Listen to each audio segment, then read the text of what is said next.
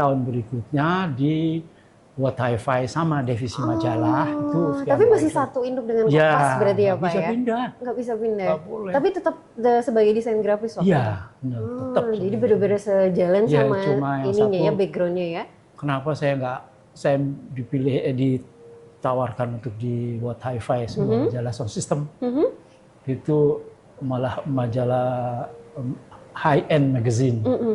Itu karena nggak kuat lah saya untuk di majalah remaja, kalau mau harus kemana-mana gitu, harus gaul, Iya, harus ketemu anak-anak muda. Karena identik dengan generasi Iya, muda udah ya Pak ya? Oke. Nggak kuat lagi udah. Bayangin malam-malam harus ngeliat orang lagi, lagi show musik gitu, misalnya ada peragaan busana, ada syuting film, nggak kuat lah. Tapi menarik ya Pak ya pengalamannya selama itu? Alhamdulillah. Nanti kita ceritakan ya pengalamannya. Saya mau nyapa sahabat podcast dulu. Sampurasun sahabat podcast, senang sekali menyapa Anda di episode kali ini. Saya bersama seorang, saya sebutnya apa ya, seniman. Pekerja seni di bidang desain grafis, backgroundnya seni murni ya Pak ya. Dan pernah menjadi seorang desain grafis juga selama kurang lebih berapa puluh tahun Pak? 28 tahun. 28 tahun di Kompas Gramedia. Wah, menarik ya sahabat podcast ya. Nanti kita akan kupas bersama-sama cerita menarik di balik perjalanan karyanya seorang Bapak Kibro Pandam. Yuk langsung kita ngobrol-ngobrol ya sahabat podcast ya. Nah tadi kita sudah sampai di majalah high end ya Pak ya. Yang tadi itu juga sama sebagai desain grafis ya Pak ya? Sama. Berarti berangkat dari seni murni dan alhamdulillah bekerja di desain grafis waktu itu. Langsung menjadi seorang desain grafis atau bagaimana Pak? Iya, dulu itu bos saya itu adalah Arswendo Atmowiloto. Itu kita pernah bergaul dekat karena saya aktif di Bulungan, di tim Taman Ismail Marzuki, sama di Gelanggang Remaja Bulungan. Dia rupanya mencari talenta gitu ya, terus menurut dia, wah kayaknya anak ini kayaknya bisa dibina gitu saya, karena saya cuma modal saya waktu itu seni murni, gitu. Jadi kan, kalau boleh saya tahu lulusan dari mana Pak? Saya lebih banyak otodidak. Cuma Otodidak. pernah mampir di Akademi Seni Rupa Asri dulu di Jogja. Oh di Jogja. Tapi ya nggak sampai 6 bulan lah karena dan saya menganggap itu tidak ada gitu, tapi cuma pernah aja. Kan pada masa itu ekonomi kan nggak gampang. Betul. Jadi saya lebih ke otodidak, bergaul dengan tokoh-tokoh, bergaul dengan tukang beca, yang pasti tukang beca pun tahu seni gitu. Bergaul dengan orang-orang proletar lah, orang-orang bawah itu sampai sampai saya akhirnya menentukan bahwa seni murni saya nggak salah pilih.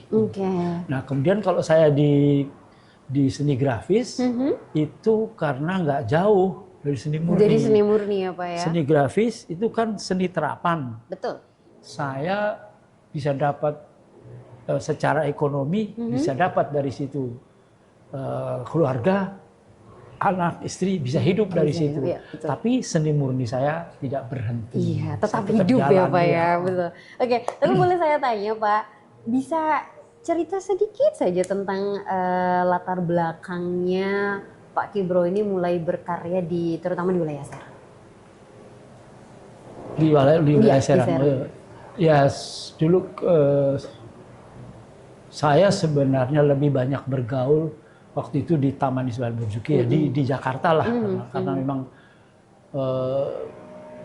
saya datang dari Jogja itu adalah ke Jakarta. Dari Jogja ke Jakarta. Kan saya aslinya dari Jogja, Jakarta.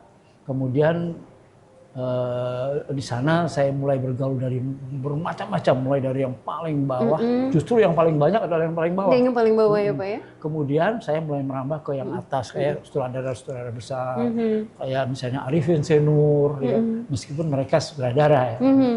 Tapi saya menganggap bahwa mereka pasti punya pasti punya daya estetika yang sama aja untuk seni murni.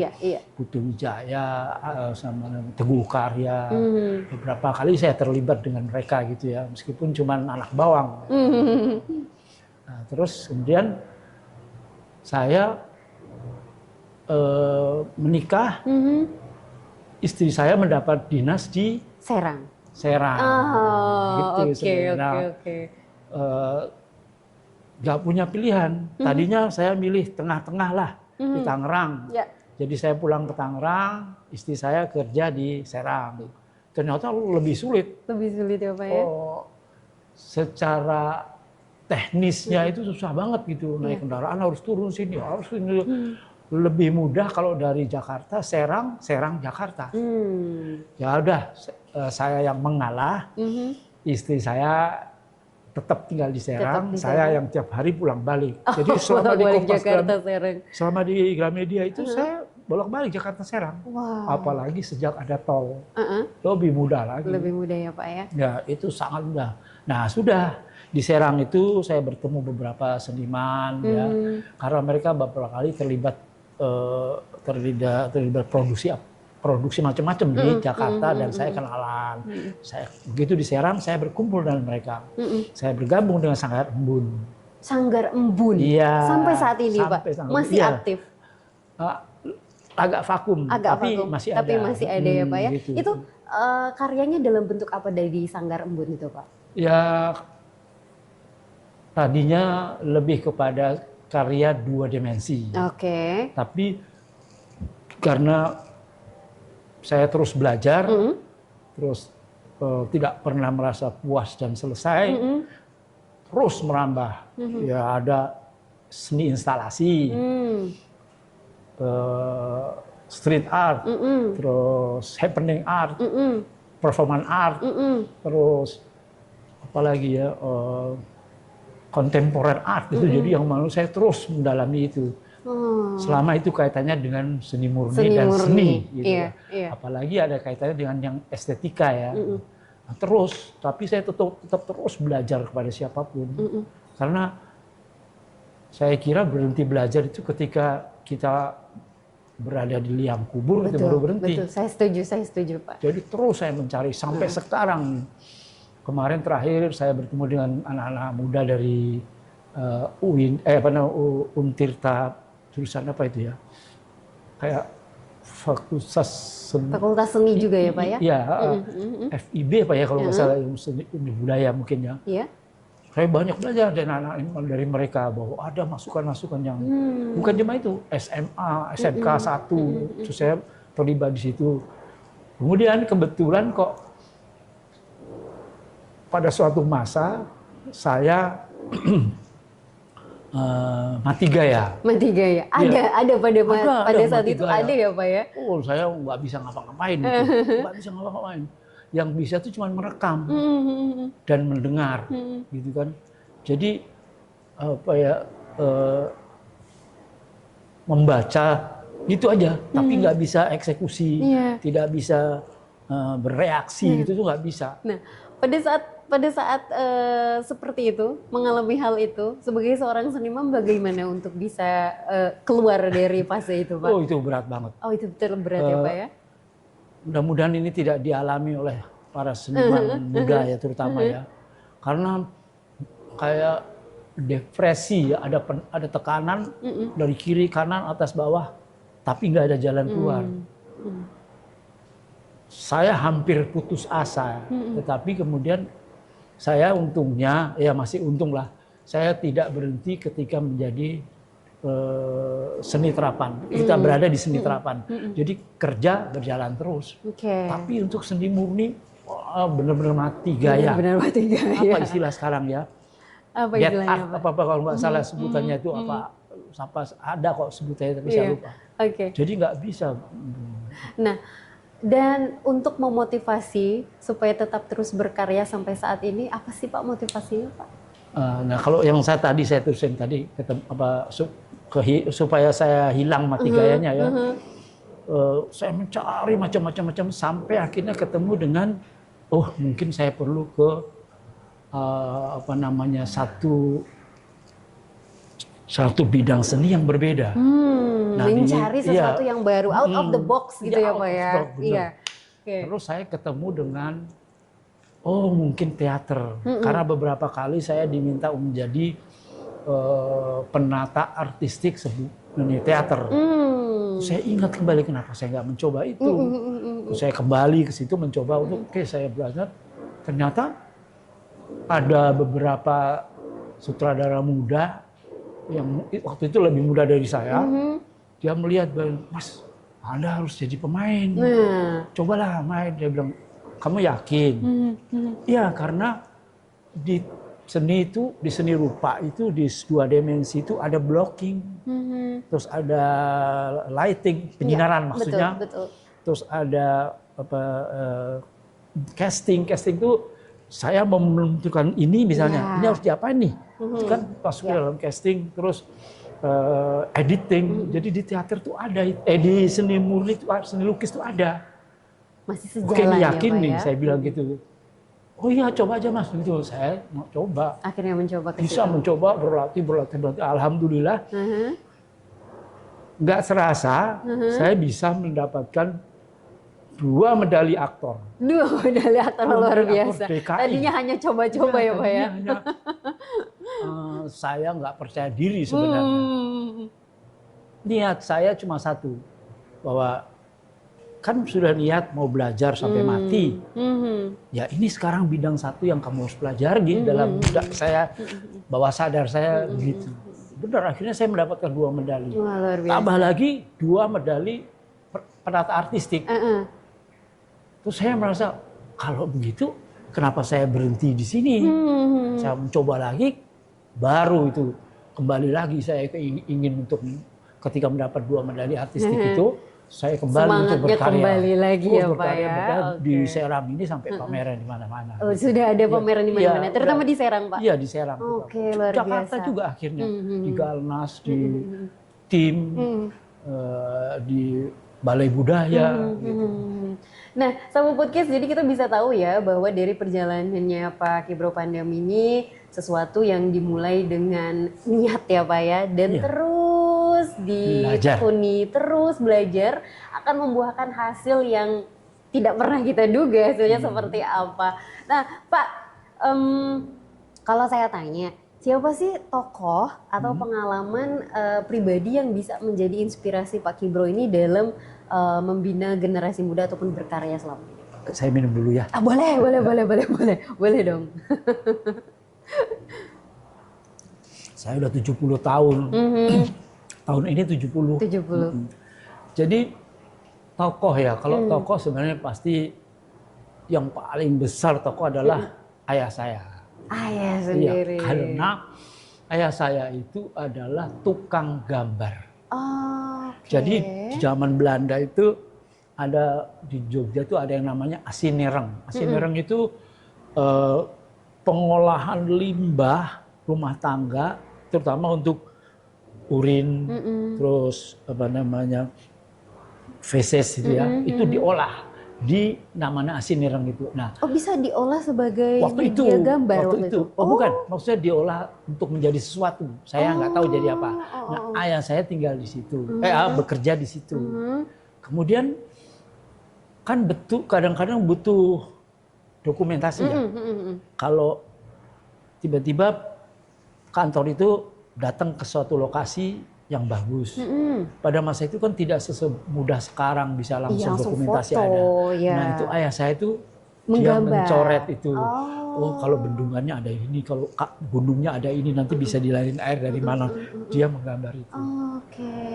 Jadi tanpa diminta oleh perusahaan, oleh departemen itu ya, waktu itu apa sekarang departemen apa sih namanya istilahnya, itu enggak, jadi dilakukan sendiri. Dan ternyata itu berguna dan menjadi apa ya, dia menjadi sangat fasih. Nah saya kan setiap hari melihat itu, wah ini Pak ini. Udah tuh saya ya ternyata itulah yang menginspirasi. Dan saya kagum bener sama ayah saya. Pesan ayah saya satu adalah gini, kamu kalau mau melukis, kalau mau menggambar, teknis itu gampang. Betul. Tapi bagaimana gambar itu menyampaikan pesan sesuatu. Iya, betul Pak. Saya nggak ngerti waktu itu. Apa tuh maksudnya ini? Jangan cuma gambar, itu teknis. Maksudnya kalau dia bahasa Jawa bilang, sinau dhewe iso. Tapi kalau sekarang apa istilahnya? Konten. Nah, kalau konten itu harus belajar benar-benar dan itu bisa menjadi apa ya? Itu memang bakat. Gitu. Jadi saya pesan itu yang saya pegang terus. Iya. Pak, kalau sekarang kan sudah era digitalisasi nih ya Pak ya. Nah, menurut Pak Kibro sendiri, pemanfaatan teknologi sama media sosial dalam hal berkarya dan juga membina generasi muda itu seperti apa sih Pak? Generasi muda, ini yang sebenarnya paling apa nama buat saya. Punya tantangan tersendiri ya Pak ya. Harus generasi muda nggak boleh tidak terlena gitu ya. Jangan ada kata berhenti belajar. Teknologi itu berjalan terus. Nah, semakin digali semakin bagus. Apalagi sekarang ada AI ya. Iya betul. Nah, kalau saya abaikan itu. Karena ya saya pikir berapa tahun lagi lah saya hidup kan. Gitu ya. Jadi kalau saya nggak boleh terlena oleh adanya AI. Justru yang basic ini yang saya selalu sampaikan kepada anak-anak muda, terutama anak-anak muda Seram ya. Kalau pameran saya selalu memotivasi anak-anak muda kalau saya pameran tunggal di mana-mana kayak di mana namanya KB3B dulu di Kofpirona. Pokoknya pameran tunggal saya itu selalu saya berusaha mengundang mahasiswa sebanyak-banyaknya atau anak SMA sebanyak-banyaknya. Saya pernah pameran juga di SMK 1. Itu saya senangnya luar biasa itu. Karena penerus saya ya anak-anak muda. Iya, betul. Terutama buat Serang ini ya.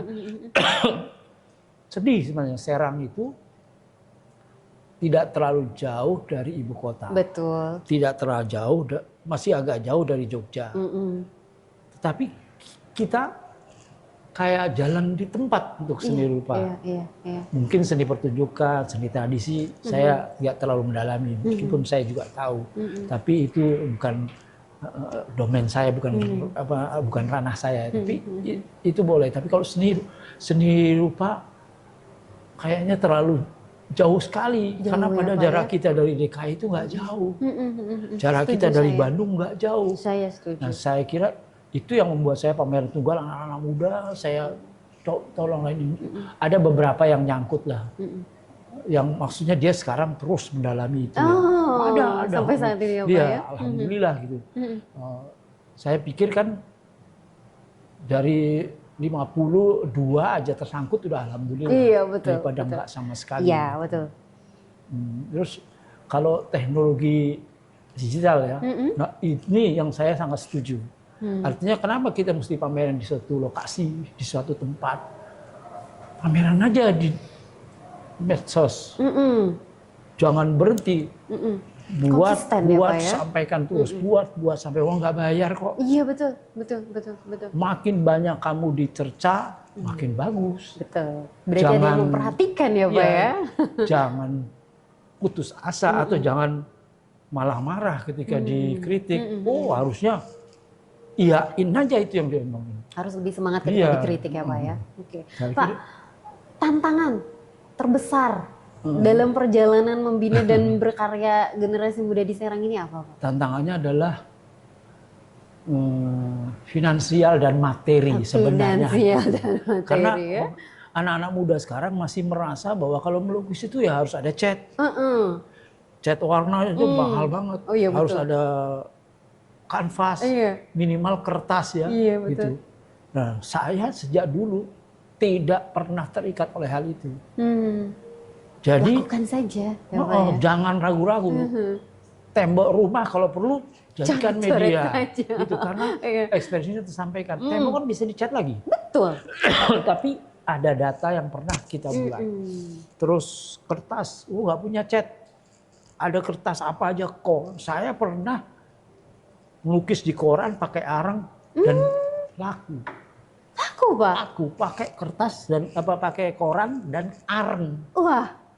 Jadi sejak itu saya merasa bahwa nggak ada, tidak boleh ada hambatan untuk berkarya, untuk mengeluapkan gagasan untuk mengeksekusi sebuah gagasan di kepala kepada di atas media apapun. Iya, itu bisa. Nah, makanya muncul sekarang yang namanya street art. Iya, betul. Jalanannya coret nggak apa-apa. Orang gila aja bisa kok di jalan itu. Kenapa kita mesti tergantung pada, nggak ada kanvas, nggak ada cat, nggak ada kuas. Terus ini siapa yang mau beli? Padahal ketika dia puas dengan karya yang dia buat, itu nilainya lebih besar, ya, Pak, ya? lebih mahal daripada nominal yang ada. Karena kalau memang nanti jadi sesuatu dari proses itu, akan datang sendiri uang itu. Iya, saya setuju Pak, saya setuju sekali. Kalau masalah teknis kita kesampingkan, yang penting ide kita tersalurkan ya Pak ya. Oke. Iya. Kalau kesan yang paling tidak pernah bisa Bapak lupakan selama perjalanan berkarya dan membina generasi muda ini apa Pak? Wah, kesannya ya, ada Pak? Ya terlalu banyak sebenarnya. Tapi ada satu momen yang mungkin mungkin... salah satu yang momen itu adalah tadi bahwa saya mati gaya. Itu momen yang saya nggak pernah lupa sampai sekarang. Dan di situ justru saya mulai mengerti bahwa putus asa itu nggak ada gunanya. Kita tidak boleh terlarut oleh mati gaya itu sendiri. Bahwa mati gaya kan hanya sebuah sifat. Iya. Nah, kita tidak boleh kalau yang paling ekstrim adalah mengimani mati gaya itu. Kita justru harus menyetir dia. Betul. Sama kita jangan beriman kepada uang. Tapi kita yang harus menyetir uang agar dia beriman kepada kita. Saya setuju Pak. Itu yang paling berat. Bahwa mati gaya itu, wah sedih banget.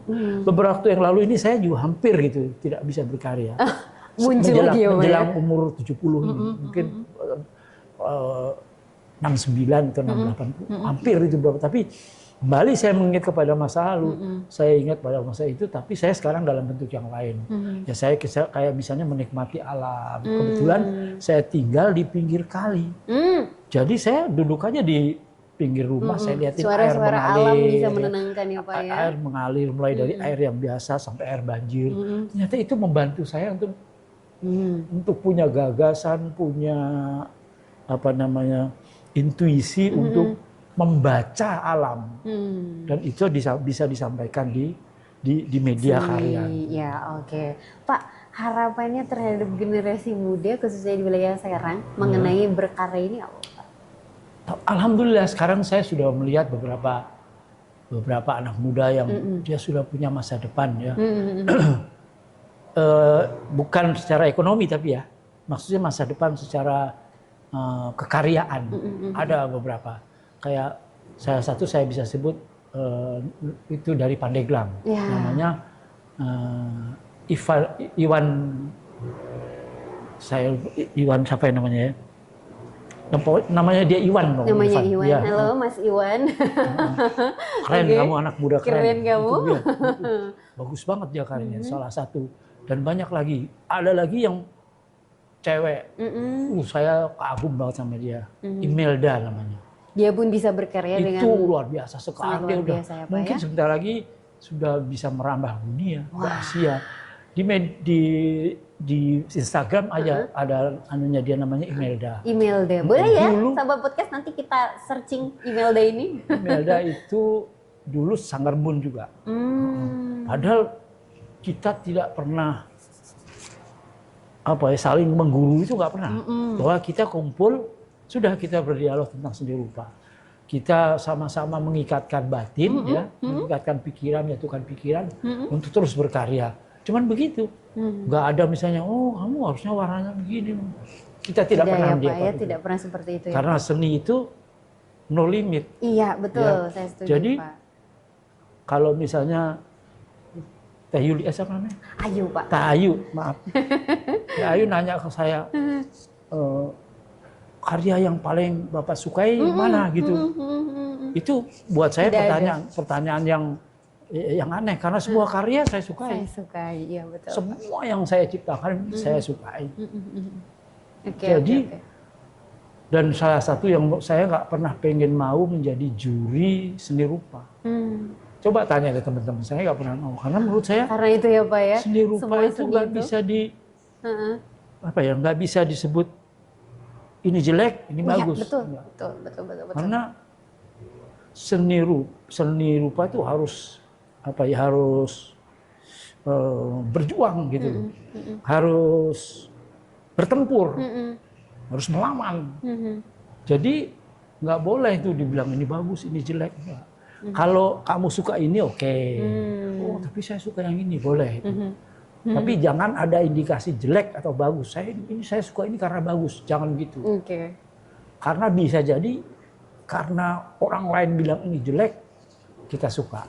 Ya betul. Iya, kan? Karena penilaian kita masing-masing ya Pak ya, punya perspektif begitu. sendiri ya Pak ya. Tak terbatas, bukan eksak ya. Bukan 1 tambah 1 2. Betul.